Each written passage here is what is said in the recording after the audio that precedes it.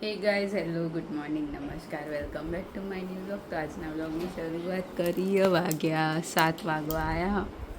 Good morning. આજ તો મમ્મીની બર્થડે છે. Good morning. 22/7 happy birthday. Happy birthday. અને વરસાદે આવ્યો. મમ્મીની બર્થડેના દિવસે જ વરસાદ આવી ગયો. ચાલુ થોડો થોડો ધીમો ધીમો.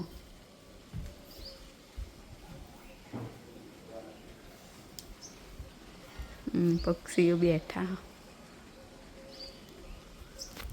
તો ચાલો જઈશું સ્કૂલ. મળીએ સ્કૂલથી આવી. આગાહી હો 27 તારીખ સુધી. આ 2 દિવસો પડી જાય તો સારું.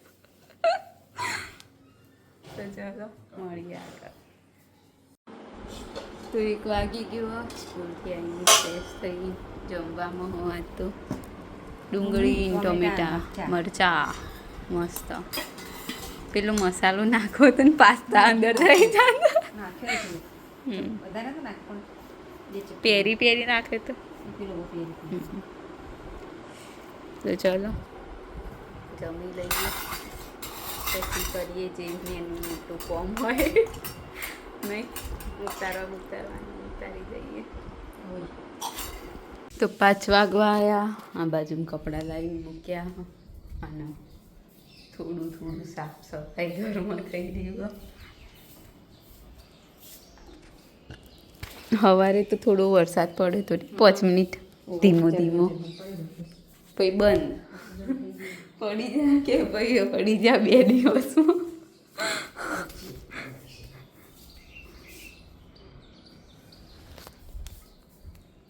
તો હું કોઈ કરવાનું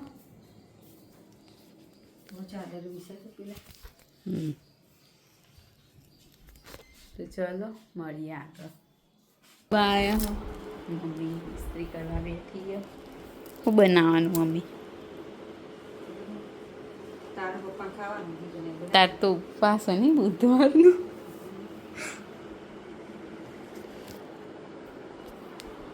જોઈએ ખાવાનું બનાવવાનું. પપ્પા આવતા હશે નહીં હવે. 6 વાગવા આવ્યા.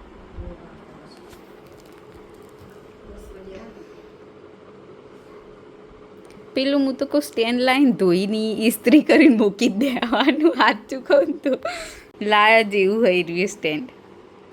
એટલે ધોઈ આ વાળીએ ને એના ઉપર મૂકીને જ વાળી દેવાના બધા કપડાને. છેલ્લે આ કપડાને ઇસ્ત્રી કરીને મૂકી દેવાનું. એટલે આ રોજ બેહવું ના પડે એક હંગાત અને ઇસ્ત્રી એ થઈ જાય.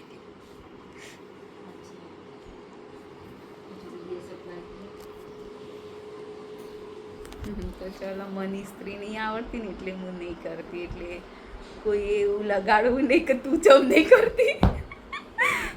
અને મેં પપ્પાને કપડાની ઇસ્ત્રી ના કરાય, અડાય જ નહીં. ઓકે આવું મમ્મી હે ને.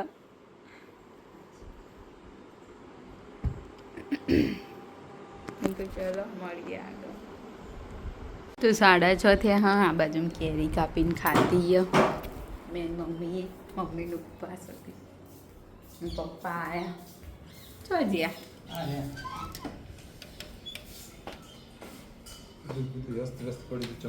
મમ્મી પેલા એના ચપ્પલ હોતી હતી ને એટલે એના.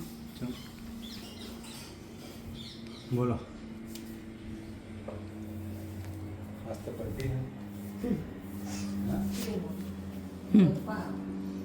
અપ્પા મારે ખાવાની ઈચ્છા નહીં.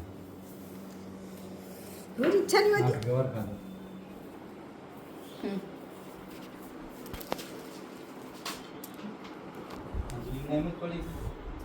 તો ચાલો મળીએ આગળ.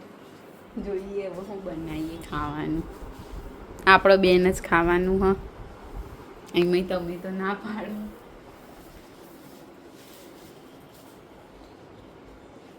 તો 8:30 થઈ ગયા. અને જમવામાં ખીચડી અને મરચા.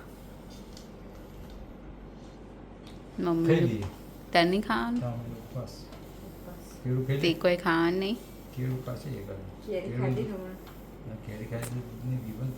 હમ કીડું ખાઈ લે એક હાથ તો ચાલો જમીએ. ચાલે જે છે એ બધું.